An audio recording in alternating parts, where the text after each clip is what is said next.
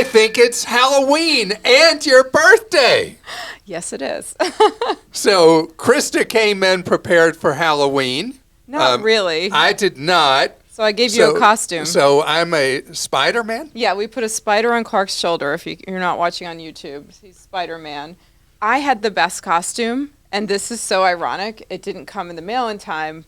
I was going to be So did you order something from Amazon? I was going to be a Prime delivery driver. Just admit that it didn't come. I actually didn't, because I ordered a real Prime delivery, like an Amazon delivery vest from eBay. So now I can't even return it when it does come. I was going to be my own Prime delivery person that has the private parking spot. I was going to have packages, and it was a cheap vest, and I was really excited, but it just didn't come in time, so I had to pull out my old witch hat and my skull sweater. Is this my color? Yeah, that's a good color. Those of you listening, not watching our YouTube show, I have this blue spider. Something, yeah. Let's put the spider up here. Okay. And again, for those of you not watching the YouTube show and listening to the audio version of our podcast, Christa's wearing a big just a witch hat. It's just my hat. This is my hat that I wear normally. And the sweater looks like it has skulls on it. Yeah. So you're prepared? I mean, it wasn't what I wanted, though. The Amazon delivery person would have been awesome. So I'm going to do a favor to you and our listeners and viewers. I'm not going to sing you happy birthday. Okay, that sounds good. That sounds good. But thank you for the wishes. And you share your birthday with my sister. Your sister, yeah. Yep. So I don't know if you celebrate Halloween and enjoy it. What I love is tomorrow, when all the Halloween candy is on clearance for 50% off or 75% off. That's my big day.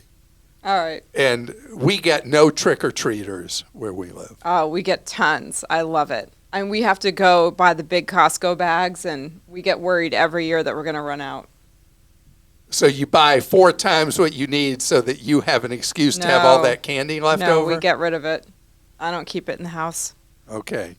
Well, this is the Clark Howard Show you're listening to, not a Halloween show. And I want to tell you that we are here to empower you with knowledge that gives you the ability to make better financial decisions in your life. And one of the things you'll do on this Halloween, it's a treat, not a trick, is to subscribe to our wonderful free newsletters at clark.com/newsletters. And in today's show, I'm going to talk about something that's a trick, not a treat. A lot of people really getting burned booking travel, and I want to tell you what you need to be aware of. And coming up later, if you have a medical procedure, I got some ways for you to save money on that. So that would be sweet. I'm going to throw in Halloween references throughout the show. So that's not a treat, not sweet? Yeah, no, that would be sweet to save money like candy. Okay. You know what I mean? Oh, very nice. Very Some nice. Easter eggs in the podcast today. Anything you say today, I'm going to say, oh, that's so funny and so wise. Oh, and this so is my day. I'm totally going to. Because it's your day. Yeah, I'm taking advantage of this. Are you really going to keep that on the whole podcast? Is it distracting? I don't have to. No, I think it's fine. Okay. And you see my Halloween costume. I'm dressed up like a third grader. You're dressed as a cheapskate. No, you're not a cheapskate. No, I'm dressed up like, my wife says when I wear a backpack going out shopping or at the airport that I do look exactly like a third grader in my shorts, my tennis shoes, and my golf shirt. True. You could have worn a red shirt today, and then you could have been a Target employee or a State Farm employee. You mean to go change? I have a red shirt okay. here That's okay. for TV. That's you okay. sure? Yeah, we're good. Okay. Next year. You sure? I can go change right now. Okay, let's go. All right. Let's go. So my oldest brother recently bought an airline ticket on a UFO site. He went shopping for airfare on his phone, found a deal, clicked, purchased, and then later it went poof. And this is a problem that is happening all the time in the travel world. There are a lot of really sketchy sites, and there are a lot of really underhanded people that are registering multiple names for travel booking sites, and they all somehow magically will have the same price, and they all lead back to the same place. And when you have a problem, the customer no service is unreal. Now, the well-known sites like Booking and Priceline and Expedia, that sort of thing, people can have customer no service issues with these sites too, booking with a third-party site. But I'm not talking about that. I'm talking about the problems people are having with the phony balonies, with the sites that are not legit, and you book with them for something involving travel. It could be a tour, a hotel. Most often it's a hotel or a flight. And then you get there and they're like, we don't know who you are, or you didn't pay for your room. And there you've already paid the sketch site. And then the hotel says, well, we see you have a reservation, but we got no money. And then you take the flights and you get there and there's no reservation for you because whoever you booked through supposedly never actually paid and bought a ticket for you, and you've got no way to go. And so what's happening is people are going on a search engine, most often Google, and they're looking for something, and they end up at who knows where. This came up recently. We had a question about a travel booking source somebody had found on Kayak. This is an industry-wide problem, that when you go to search for a deal and you see, wow, that's so much cheaper than I've seen anywhere else, and you click on it and you go and it looks like any other purchasing engine for a hotel or a flight. You put in your information, you put in your card, they give you a confirmation number, everything looks great until it's not. And then let's take the unreliability of the airline industry right now. When you buy at a third-party site and then your flight cancels because the airlines just don't really have that together right now, nobody wants to help you. Because I read a story just this weekend where somebody spent 5.5 hours on hold trying to talk to somebody at the third-party booking site when their airline flight was canceled. And it was not one of these sleazy, it was a mainstream respected booking site. They still couldn't reach someone for 5.5 hours. I mean, this is a broken part of the travel industry. And I need for you to know to be very, very cautious and careful. And it is so often the case, a Google search does not lead to good results for you or your wallet, especially in the travel industry. Birthday girl? Okay, Matt in Maryland says, my parents just brought something to my attention, and I wanted to see if it's something you've come across. They frequently shop at a drugstore, big drugstore, and have noticed upon checking their receipt on 3 separate occasions that they have had their total rounded up to the nearest dollar as a charity contribution without being asked. I am no stranger... Wait. Really? Yeah. I'm no stranger to donating to charitable causes, but this seems like a very dishonest practice. I was wondering if this is something you've come across and wanted to offer your listeners a reminder to always check their receipts. Thanks for everything you do. So the way this is supposed to work, and I use self-checkout all the time, is it'll ask me when I'm checking out, would you like to round up your purchase and make a donation to whatever cause? And I used to be on a nonprofit board that had a tie-in with a supermarket chain, and we raised millions of dollars from people who were rounding up their purchase. I mean, it is an effective strategy for nonprofits, for charities to raise money. But it is to be a voluntary activity, not a mandatory one. And I've not heard this before. Mm-hmm. And so hopefully this is just a fluke. And so if you have also found where you're automatically being rounded up for something you may or may not even like as a cause, please let us know, because if there's a pattern there, we need to know that. And I would definitely, if they're going to the same drugstore, the same location, talk to the manager there and just see. Maybe they have something wrong in their system that's making it glitch. Or maybe they put a lot of pressure on their the cashiers to do it. And maybe they give some kind of bonus to whoever gets the most roundup. So could be anything like that. Renee in Nevada says, due to increased incidents of porch pirates, I began using Amazon Locker when possible. I thought this would be more secure. However, my neighbors have reported finding opened boxes with all the items removed when retrieving their packages in our local Amazon Locker. Amazon so far has been good about refunding or replacing the items, since obviously it was a delivery driver issue, but how inconvenient. With the holidays fast approaching, what do you recommend as the safest way to have your Amazon and other packages delivered? I have to believe this is the freak show. See, you did all this for Halloween because we just had the one with things automatically being rounded up. Thank you, Christa.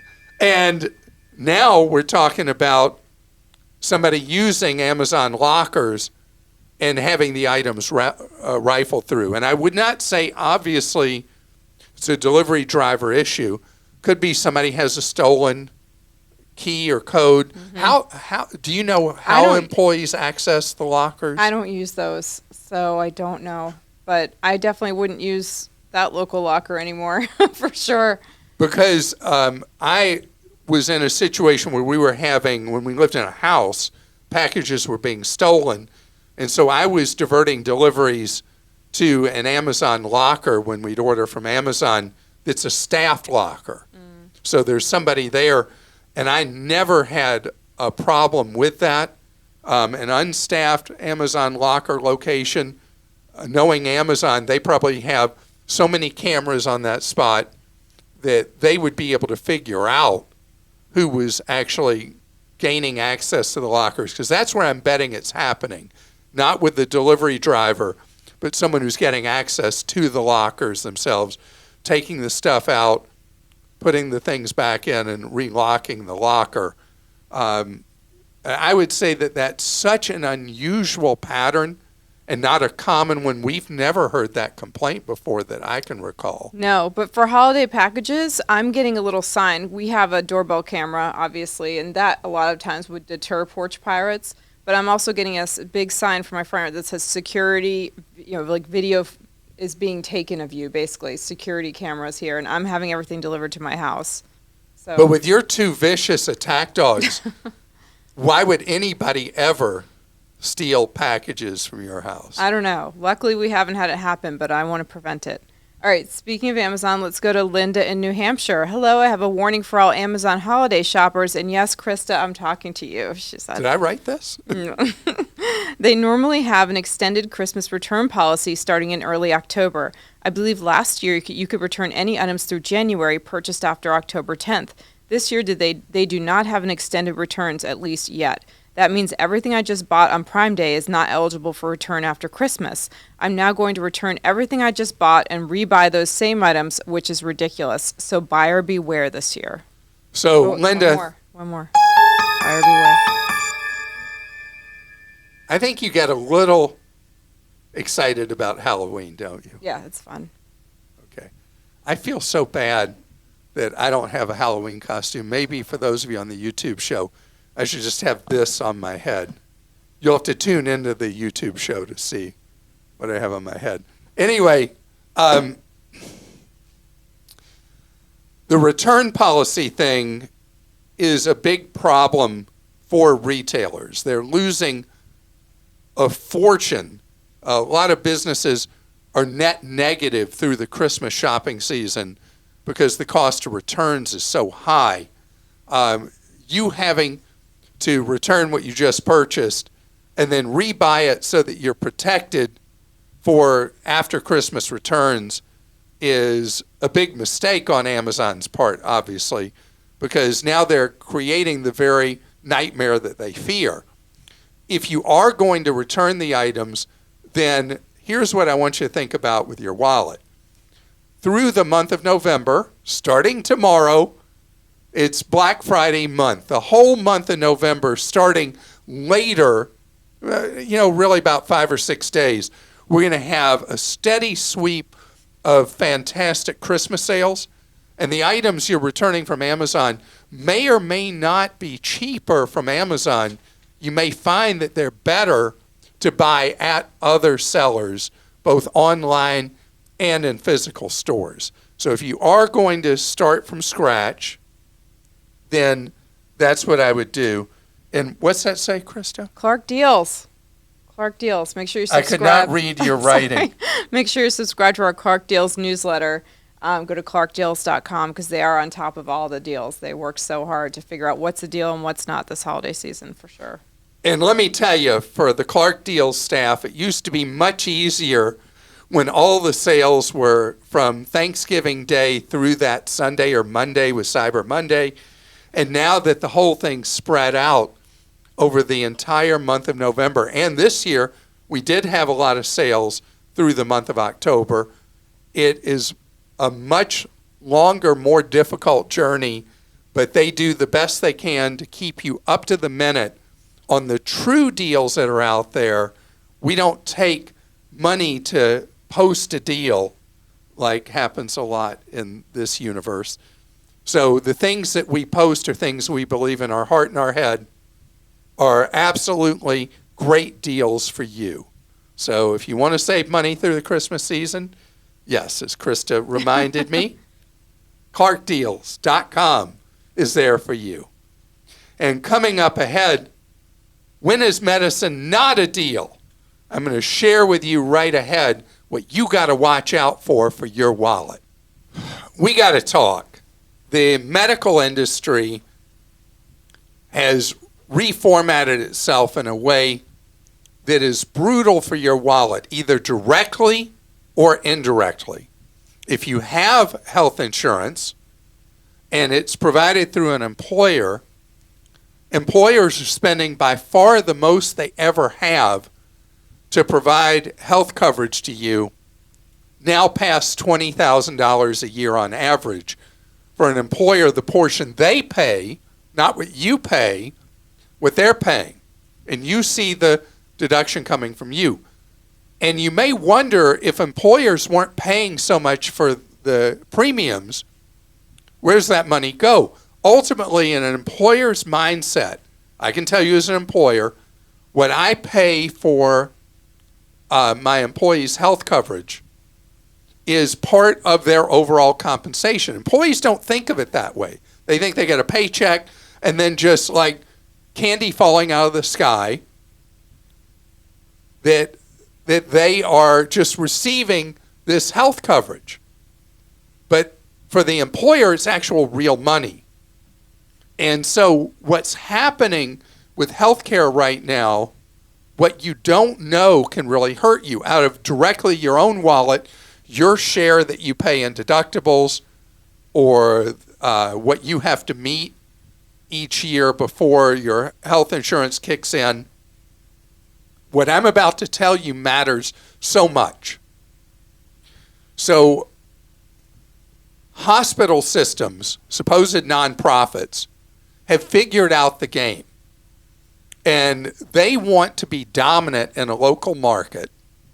And they want to buy up hospitals. It's not at all unusual in a major market that one hospital chain may own more than a dozen, 15, 18 hospitals just in one metro area, so that they can be a dominant player. And a lot of metro areas now have just 2 hospital systems that carve up the market, maybe 3. But they decided it wasn't enough to own the hospitals. They want to own everything else. So they've been buying up doctor practices, freestander urgent care centers. They've been buying up freestanding surgery centers that are same day, where you come in, they do something, and you go. And what you need to know is that everything about how you're receiving care is to try to guide you into that one system at a cost that can be 5 to 50 times what it is for care outside of that system. Now remember, you're paying, and I've talked in the past about going to have diagnostics like MRIs done at a free standard that's an independent, and you often can pay cash for an imaging for less than what your share would be through a hospital, because the cost of the hospital may be 25 times what it is at a free standard.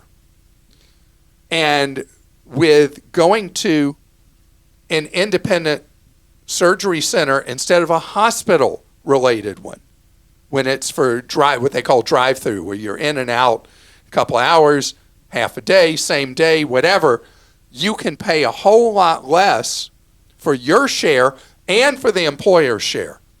That's why smart employers are offering employees incentives that if you go here, not there, that the employer covers whatever your out-of-pocket would be. So giving you as a patient a direct financial incentive and knowledge up front about why you should go there instead of here.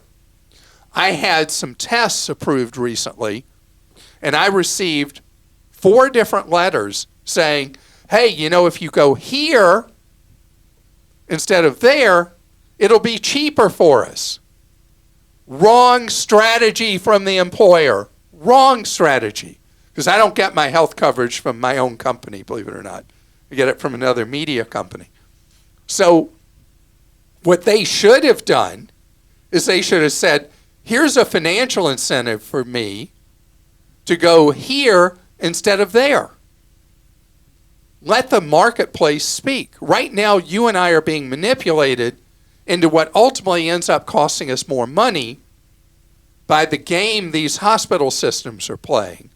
And so shopping around when something is non-emergency, is urgent or less, shopping around will end up ultimately saving you a lot of money, whether it's the portion you would have to pay right then and there, or ultimately the total cost of what you end up having to pay directly or indirectly for your health care. Christa? Okay, Glenn in Ohio writes, my son is a high school senior and graduates next spring. He has been working at a grocery store bagging groceries and herding up shopping carts around 20 hours per week for the past 2 years and has amassed a substantial savings of about $15,000 in his savings account. That is fantastic. We are now beginning the financial aid process for college next year and will probably qualify for a Pell Grant for him based on my income. His older sister has already received one the past 2 years. Will his personal savings need to be reported on the FAFSA forms, and will they count that against us for financial aid? If yes, should he withdraw some of the savings from the bank now and keep it in cash at home, or give it to someone else in the family to hold for him for a while? He plans on living at home and commuting to college. We also plan on having him open a Roth IRA soon with at least a few $1,000s so he can start saving for retirement. So Glenn, the last thing you said is the right path. The other things you said are acts of fraud. You can't hide money like that as a way to qualify for financial aid for college. But legally, your son has earned enough that he can take $7,000 each year, now and then again in January, and move almost all that money into a Roth IRA. That will shelter it from being considered as personal assets to use for college by having it in a retirement account. That is completely a legal way to improve his status for financial aid. When money is in the hands of a student, that money is expected to be used first for that student's college. On the other hand, if that money is in a student's retirement account, it is not considered to be an asset that is called upon to pay for college. So set up the Roth IRA with one of my favorite children, Vanguard, Schwab, or Fidelity. Put it in the target retirement fund. Your son, I'm guessing, is 17 or 18. So put it like year 2065. 2065? That'd be right, 40 years, 50 years. 2070, 75, whatever. Put it in that. And remember, put in 7 and 7. 7 this year, 7 next year. Get that 15 grand, almost all of it, out of his name. And then you have dramatically improved his picture for financial aid. And I love the work ethic, all the work, all the savings. And if he is worried that he's saving it for some particular expense, he can take out the money that he put in penalty free, just not the earnings. You can take the money out, yes. last resort, not first. Right. But that is pretty... Okay, Darren in Oregon says... Wait. You're just going to hit that every time? You just hit it that time. All right, no, we're done with it. We're done. People are probably getting super annoyed. No more. I'm sorry. No, nobody loves Halloween more than you, do they? It's a fun day. Okay. Darren in Oregon says, I've been listening to Clark for years and love the show. I listen to the podcast while driving for work several days per week. Recently, every time Clark mentions Google, my phone picks up on it, and the assistant for that particular company asks how she can help. It's especially hilarious when he says it multiple times in a couple of sentences. My phone goes crazy. I just thought I'd let you know.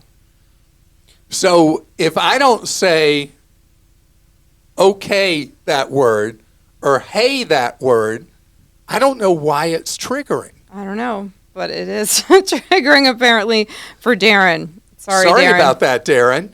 Okay, Michael in California says, I just got my 4th credit card at 21. I've been using them extremely responsibly and maxing out the benefits while never spending what I don't have. Assuming I never make a late payment and continue to be responsible, is there a limit to how many credit cards I can have before it negatively affects me in the long term? So, as long as you handle credit cards responsibly, I'm repeating back what you said, you can play the reward game and bonus game and cashback game all you want. You could have 20 credit cards, although that would be excessive, obviously. There are people who are really into the credit card thing who have dozens and dozens and dozens of credit cards, and that's a bit obsessive.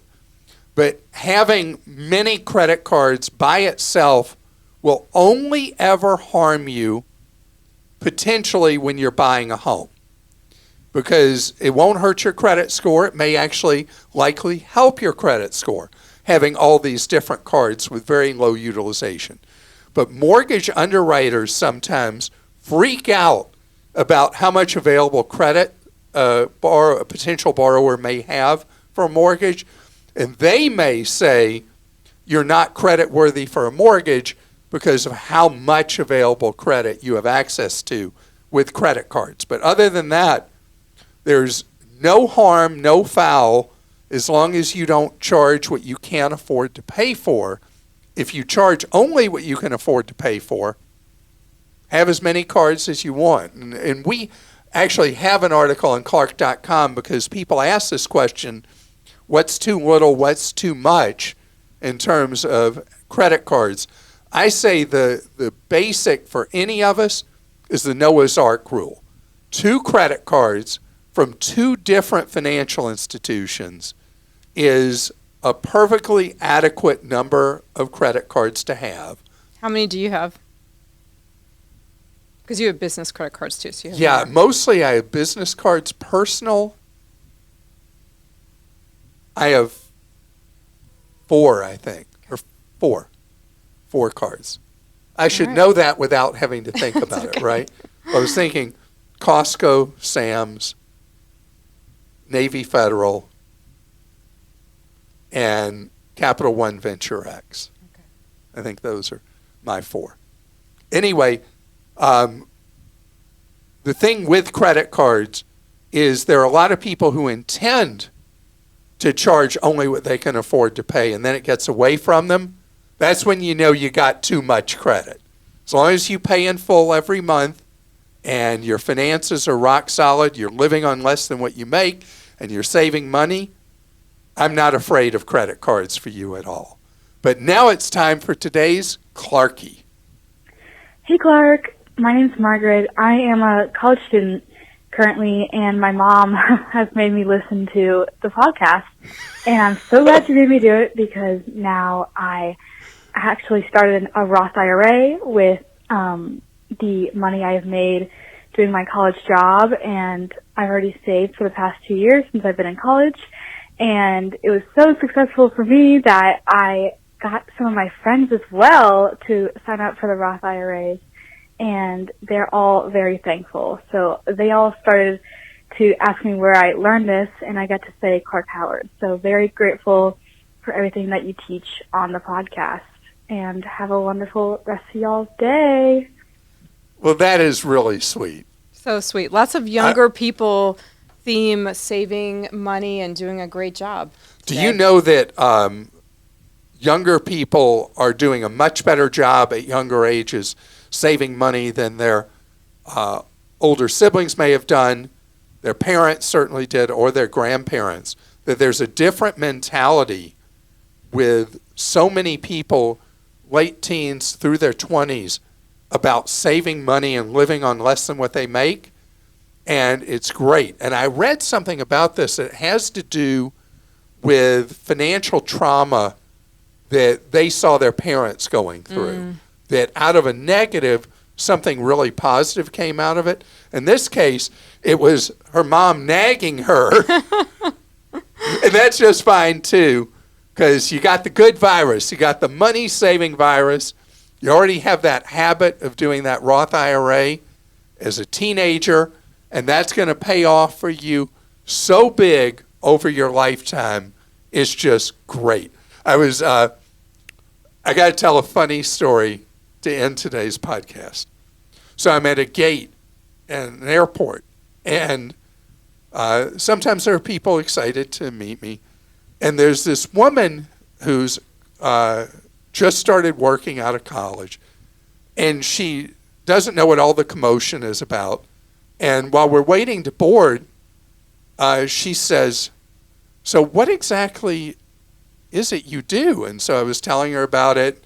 And so then we end up in line behind each other boarding the plane, and she says, "So how should I save money?" Oh. So I start telling her about the Roth IRA, since I'm the man from Roth. Mm-hmm. And on the plane, she went ahead and opened her Roth IRA account. That is awesome. And so that was just really neat that happened. And so a lot of people don't know, and they don't know where to go. They don't know what to do.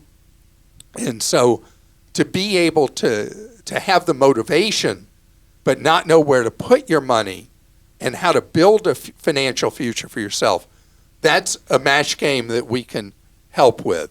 But the most important thing is the mentality of living on less than what you make from right when you're at that first stage of working, and it becomes a habit, a great habit, because we have bad habits in life, good habits in life, and great habits in life. Learning to save young takes a good habit and makes it great. So thank you so much for being with us today. Remember what we're about, you learning ways to save more, spend less, and avoid getting ripped off.